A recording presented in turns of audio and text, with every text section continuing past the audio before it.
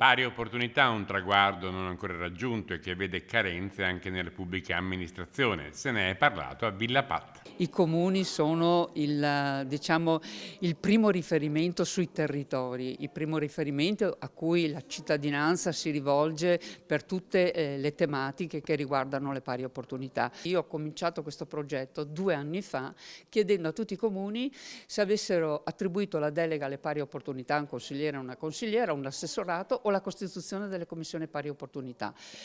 Meno della metà è stata attribuita la delega alle pari opportunità. Donne che ancora contestano un mondo concepito troppo al maschile, con poca attenzione alle diversità che mediamente ci sono nella vita dei due sessi. Pari opportunità vuol dire che tutti, uomini e donne, possono avere le pari opportunità. Nel nostro campo non è così.